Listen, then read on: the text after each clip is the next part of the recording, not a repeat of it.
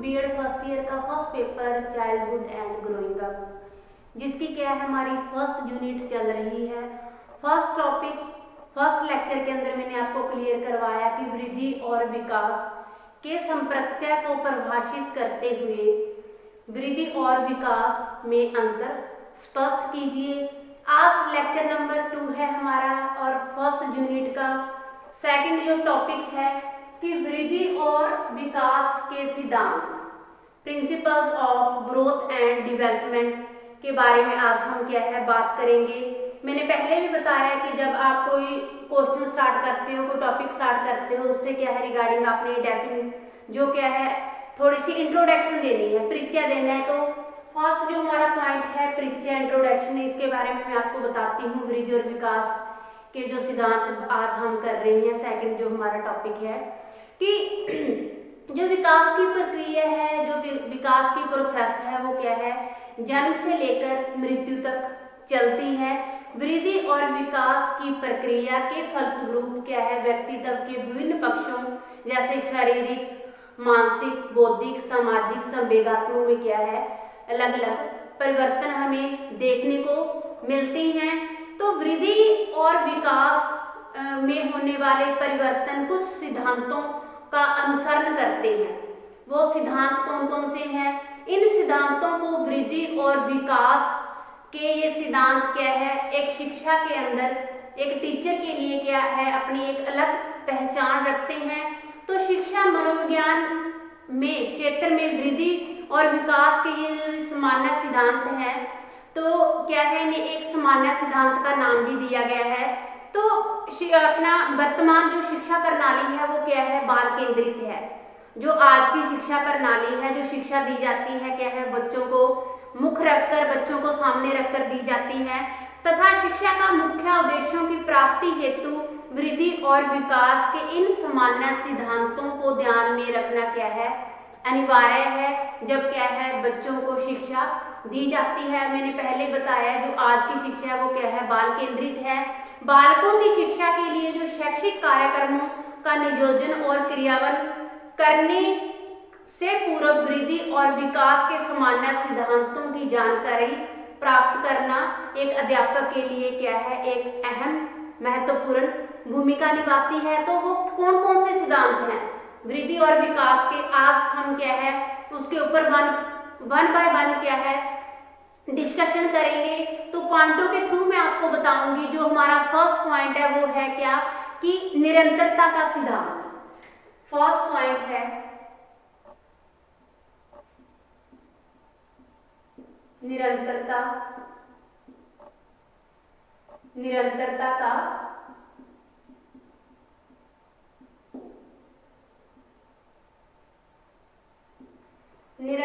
का सिद्धांत क्या है कंटिन्यूटी में जो चलता है वृद्धि और विकास के दौरान बात करते हैं हम कि निरंतरता का सिद्धांत कि इस सिद्धांत के अनुसार जो क्या है वृद्धि और विकास की प्रक्रिया है वो क्या है कभी न रुकने वाली प्रक्रिया है। वो अलग बात है कि जब स्टार्टिंग में जो फर्स्ट स्टेज होती है उसमें क्या है वृद्धि और विकास की प्रक्रिया तीव्र गति से चलती है, लेकिन प्रारंभिक वर्ष होते हैं जो बच्चे के, फिर क्या है अंतिम वर्षों में वो क्या है धीरे धीरे चलना, मंद गति से चलना स्टार्ट कर देती है। तो वृद्धि और विकास की जो प्रक्रिया है कभी न रुकने वाली प्रक्रिया है, ये क्या है निरंतर गति से चलने वाली प्रक्रिया है। दूसरा पॉइंट आ जाता है गति का सिद्धांत।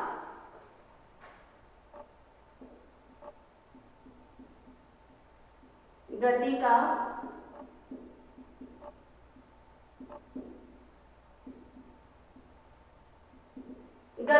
सिद्धांत, गति के सिद्धांत के बारे में हम बात करते हैं। तो विकास की प्रक्रिया जो क्या है सदैव एक गति से नहीं चलती, कभी तो यह है तीव्र गति से चलती है, कभी ये क्या है मंद गति से चलती है।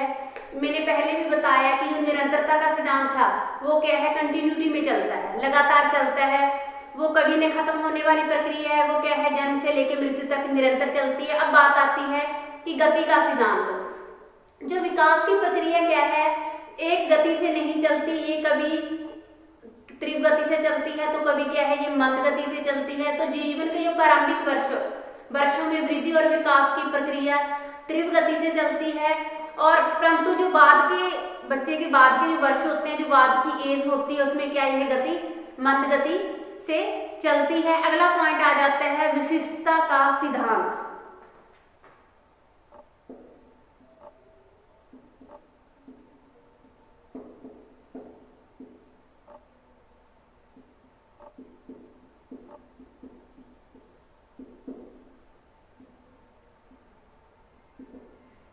विशिष्टता का सिद्धांत के बारे में हम बात करते हैं कि इस सिद्धांत के अनुसार किसी भी दो व्यक्तियों का जो विकास है समरूप नहीं होता। जो दो व्यक्ति हैं उनका विकास कभी भी एक जैसा नहीं होता, कहीं ना कहीं तो उनमें क्या है अंतर हमें देखने को ही मिलेगा। एक समान आयु होने पर भी सभी बालक क्या है परस्पर एक जैसे नहीं हो सकते। वो क्या है हमें भिन्न भिन्न ही देखने को मिलेंगे, चाहे वो शारीरिक, मानसिक, सामाजिक, संवेगात्मक एवं नैतिक पक्ष से कोई भी दो व्यक्ति एक जैसी विशेषता वाले नहीं होते।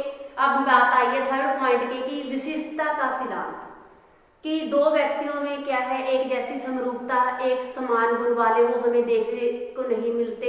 चाहे वो ट्विंस बालक भी हैं, उन्होंने क्या है जन्म तो अपने एक माँ के पेट से ही लिया होता है, लेकिन उनमें भी क्या है शारीरिक, मानसिक, सामाजिक, नैतिक पक्षों में कहीं ना कहीं हमें भिन्नता देखने को मिलेगी ही मिलेगी। फोर्थ पॉइंट आता है कि समाकलन का सिद्धांत, या इसे आप एकीकरण का सिद्धांत भी बोल सकते हो। समाकलन का सिद्धांत फोर्थ पॉइंट है समाकलन का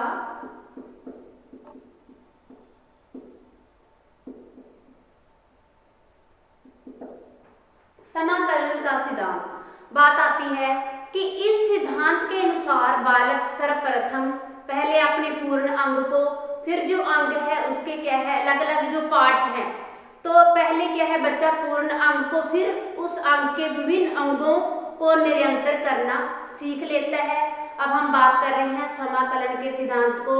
इस जो भी बच्चा प्रक्रिया करता है इसके अंदर कि पहले बच्चा अपने शरीर के संपूर्ण अंग को, फिर क्या है उनके विभिन्न अंगों को निरंतर करना, कंट्रोल के अंदर करना सीख लेता है। इसके पश्चात वह विशेष प्रयोजन के लिए विभिन्न अंगों को समाकालीन करना क्या है सीख लेता है। जैसे उदाहरण के लिए उदाहरण देती हूँ कि बालक पहले अपने संपूर्ण हाथ को, फिर क्या है हाथ की सभी उंगलियों को चलाना सीखता है। अब मैंने आपको एग्जांपल दिया, क्या है पहले बालक क्या है अपने पूरे हाथ को चलाना सीखता है, फिर जो उसकी अलग अलग फिंगर्स हैं, जो अलग अलग फिंगर्स हैं उनसे क्या है कोई भी काम करना स्टार्ट कर देता है कि पेंसिल मैंने एक क्या है इससे ही पकड़नी है, पूरे हाथ से नहीं पकड़नी।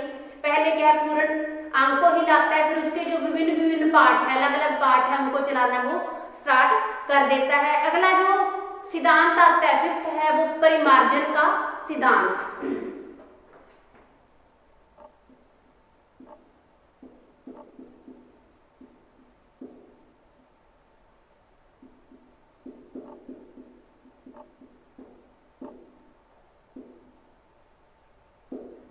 परिमार्जन का सिद्धांत, परिमार्जन के सिद्धांत के अंदर देखिए कि विकास का परिमार्जन सिद्धांत यह स्पष्ट करता है कि विकास की गति तथा दिशा में परिमार्जन क्या है संभव है। तो अभ्यास और प्रयत्नों के माध्यम से ही क्या है अभ्यास और प्रयत्न करके ही क्या हम विकास को अवांछित से वांछित दिशा की ओर ले जा सकते हैं। उदाहरण के लिए आप लेके चलो कि किसी बच्चे की जो क्या है आवाज बहुत सुरीली है, लेकिन उसे कैसे एक अच्छा सिंगर बनाया जाए, तो उसके लिए क्या है हमें बार बार अभ्यास और अच्छे प्रयत्न करने पड़ेंगे। उसके किसके लिए एक बच्चा है जिसकी आवाज बहुत सुरीली है, बहुत मधुर है, उसको एक अच्छा सिंगर बनाना है, तो उसके लिए हम क्या है उस अवांछित दिशा को वांछित दिशा की ओर लेके जाएंगे, ताकि बच्चा है जो प्रशिक्षण के माध्यम से, अच्छी ट्रेनिंग के माध्यम से एक गायक के रूप में उसे क्या है विकसित किया जा सके। सिक्स्थ पॉइंट आता है भविष्यवाणी का सिद्धांत।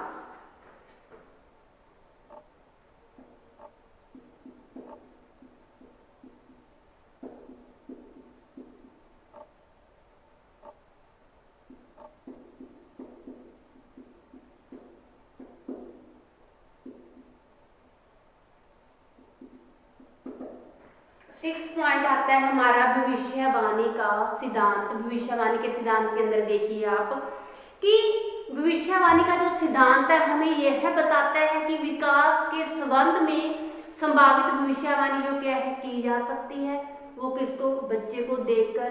कैसे कि बालक की जो रुचि है, जो रुझान है, जो बौद्धिक परीक्षाएं हैं, इनके परिणामों के आधार पर ही क्या है भविष्यवाणी की जा सकती है कि बच्चे का जो रुचि है, जो रुझान है, जो उसकी आईक्यू पावर है वो कैसी है, बच्चा आगे जाकर किस फील्ड के अंदर, किस क्षेत्र के अंदर क्या है प्रोग्रेस कर सकेगा। तो ये क्या है भविष्यवाणी का सिद्धांत ये चीज प्रदर्शित करता है। अगला पॉइंट आता है कि विकास साधारण से विशिष्ट की और चलता है। पॉइंट 7 देखिए,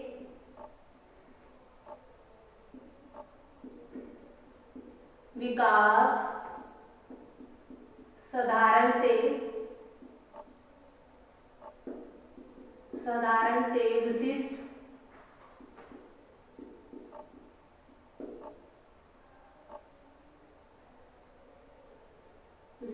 की जो विकास है वो साधारण से विशिष्ट की ओर चलता है। जो क्या है, जो विकास है साधारण से विशिष्ट की ओर चलता है। देखिए कैसे कि इस सिद्धांत के अनुसार विकास सामान्य से विशेष की ओर चलता है। बालक क्या है सामान्य प्रतिक्रियाओं से विशिष्ट प्रतिक्रिया की ओर क्या है अक्सर होता है। उदाहरण के लिए आप एक छोटे बालक को ले लीजिए कि छोटे बालक को यदि किसी स्विच बोर्ड से क्या है हम किसी स्विच को बंद करने के लिए कहते हैं कि बेटा ये फैन का बटन बंद कर दो, तो वो क्या है उसे पता नहीं है कि फैन का जो बटन है वो कौन सा है। वो क्या है पूरे बोर्ड को अपने हाथ में ले लेगा। फिर वो जैसे जैसे उसकी एज होती है तो उसे पता चल जाता है कि ये फैन का बटन ये है, तो वो क्या है सीधा उस पर ही क्लिक करता है, उसको ही दबाता है, उससे क्या है फैन बंद हो जाता है। तो विकास क्या है साधारण से विशिष्ट की और चलता है। अगला पॉइंट आइए कि परस्पर संबंधता का सिद्धांत भी आप लिख सकते हो, परस्पर संबंध का सिद्धांत, या आप इसे अंतर संबंधता का भी सिद्धांत लिख सकते हो।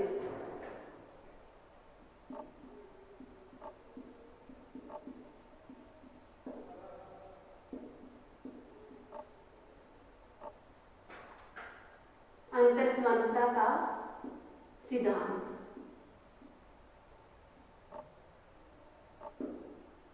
अंतर संबंधता का सिद्धांत। देखिए कि आप जो अंतर संबंधता का सिद्धांत मैंने आपको बताया कि इसे आप क्या है परस्पर संबंधता का सिद्धांत भी बोल सकते हो कि इस सिद्धांत के अनुसार व्यक्तित्व के विभिन्न पक्षों जैसे शारीरिक, मानसिक, सामाजिक, नैतिक विकास के बीच जो क्या है निकटतम संबंध होता है। अब मैंने आपको बात की कि इसको आप परस्पर संबंध का सिद्धांत भी बोल सकते हो। जो व्यक्ति के शरीर के विभिन्न पार्ट होते हैं शारीरिक, सामाजिक, मानसिक, संवेगात्मक, बौद्धिक, नैतिक, इनके अंदर क्या है परस्पर निकटतम का संबंध होता है। तो ये सभी जो एक दूसरे पर आश्रित होते हैं, एक दूसरे पर क्या है ये निर्भर होते हैं। उदाहरण के लिए किसी भी बालक की शारीरिक विकास की प्रक्रिया में उसका सामाजिक, मानसिक व अन्य पक्षों का विकास भी संभव है। अब बच्चे का जैसे शारीरिक विकास हो रहा है तो उसमें क्या है मानसिक विकास भी उसका होएगा, सामाजिक विकास भी होएगा, उसके अंदर उसका क्या है संवेगात्मक और नैतिक विकास भी साथ साथ चलता है बच्चे के अंदर। तो अगला पॉइंट आ जाता है कि वंशानुकरण व वातावरण की उपज। 9 पॉइंट है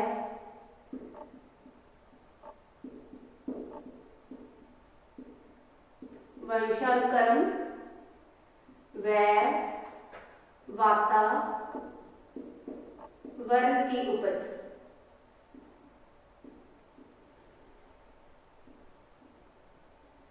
अब बात आती है कि वंशानुकरण व वातावरण की उपज कैसे। देखिए तो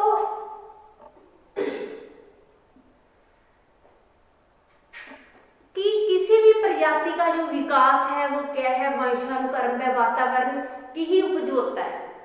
जो जैसे हेरिडिटी जो भी गुण लेके आप पैदा होता है बच्चा, वो क्या है उसके पेरेंट्स और उनके पूर्वजों की देन है। लेकिन वो गुण कहाँ विकसित होते हैं, वो वातावरण के अंदर ही आकर विकसित होते हैं। तो वंशानुक्रम व वातावरण बच्चे के शारीरिक, मानसिक, सामाजिक, संवेगात्मक, नैतिक पक्षों का क्या जो विकास निश्चित करते हैं। तो विकास की दिशा व गति न केवल वंशानुक्रम और न ही केवल वातावरण द्वारा निर्धारित होती है, बल्कि ये विकास वातावरण व वंशानुक्रम की अंतक्रिया का ही फल है। जो विकास होता है ये क्या है, केवल पीढ़ी दर पीढ़ी ही निर्धारित नहीं होता, लेकिन ये दोनों कहाँ विकसित होते हैं, ये क्या है, वातावरण और विकास ही दोनों की अंतक्रिया का ये क्या है, प्रतिफल है। अगर किसी बालक के अंदर अच्छे वंशानुक्रम गुण है, जो हेरिडिटी है, वो गुण प्राप्त होते हैं, लेकिन वो आके विकसित कहाँ होंगे, वातावरण के अंदर ही आके होंगे। अगर उन्हें वातावरण अच्छा मिल जाता है तो उसका अच्छा रिजल्ट निकलता है, अगर वातावरण नहीं अच्छा मिलता तो उसके क्या हमें नेगेटिव पॉइंट ही देखने को मिलते हैं। अगला पॉइंट आ जाइए इसके अंदर, समान प्रतिमान का सिद्धांत।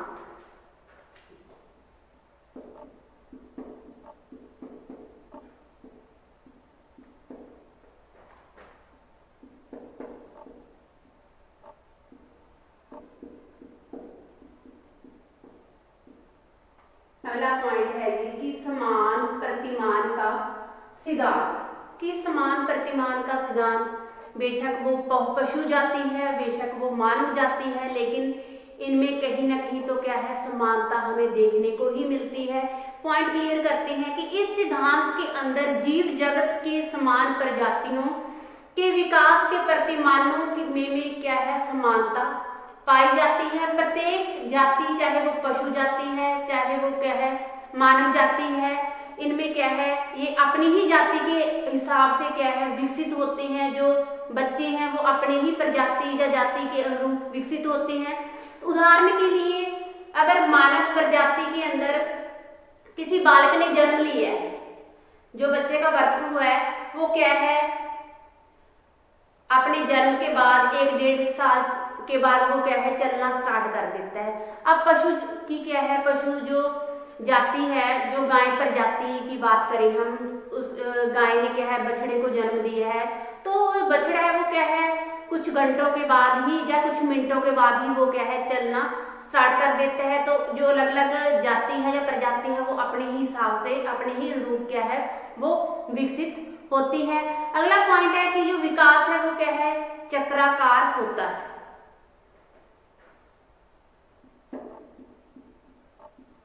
विकास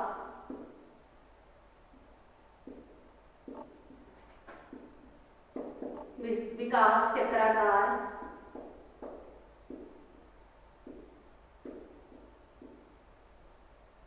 जो विकास है वो क्या है, चक्राकार या चक्रिया आप भी इसे बोल सकते हो। जो विकास तो बात करते हैं कि इस सिद्धांत के अनुसार जो विकास की प्रक्रिया है वो रेखीय ढंग से न होकर चक्रीय रूप से होती है। जो विकास की प्रोसेस है बालक के अंदर, व्यक्ति के अंदर, वो रेखीय ढंग से होकर, बिल्कुल सीधी ना होकर वो क्या है, चक्रीय होती है। तो विकास की गति सदैव एक समान नहीं रहती। ये कभी ये गति क्या है, तीव्र गति से चलती है, तेजी से चलती है, तो कभी ये क्या है, मंद गति से चलती है, कभी शिथिल, तो कभी अपनी पूर्व स्थिति में ही ये आ जाती है। तो जो विकास है वो क्या है, रेखीय प्रॉपर ढंग से ना होकर ये चक्रीय है, कभी तेजी से तो कभी मंद गति में, कभी एक अपनी ही पूर्व स्थिति में आ जाती है। अगला पॉइंट है इसके अंदर जो क्या है कि विकास स्वभाव से मात्रात्मक एवं गुणात्मक होता है।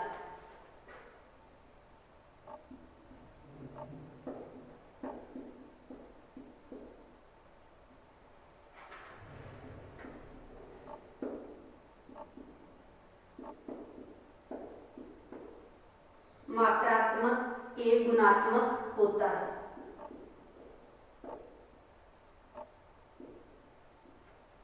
जो विकास है आप लिख सकते हो, जो विकास स्वभाव से मात्रात्मक एवं गुणात्मक होता है। अब आइए कि जो विकास है वो स्वभाव से मात्रात्मक तथा जो गुणात्मक होता है, कैसे होता है, हम इस पॉइंट को एक्सप्लेन करते हैं कि विकास के अंतर्गत जहां एक और से शरीर के आकार, भार, लंबाई आदि में जो वृद्धि अर्थात मात्रात्मक परिवर्तन होते हैं वही क्या है, दूसरी तरफ हम मानसिक, सामाजिक, संवेगात्मक, नैतिक पक्षों में क्या है, गुणात्मक परिवर्तन भी हमें देखने को मिलते हैं।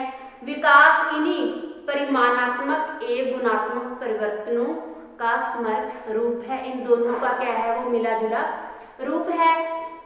तो स्टूडेंट्स हमने क्या है, आप जो 13 पॉइंट है आप इसके अंदर भी ऐड कर सकते हो कि परिपक्वता ग्रहण करने पर जो विकास की गति है वो क्या है, मंद हो जाती है।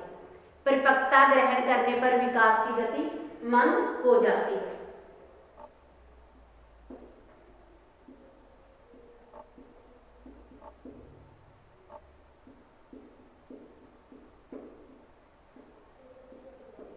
परिपक्वता ग्रहण करने पर विकास की गति मंद,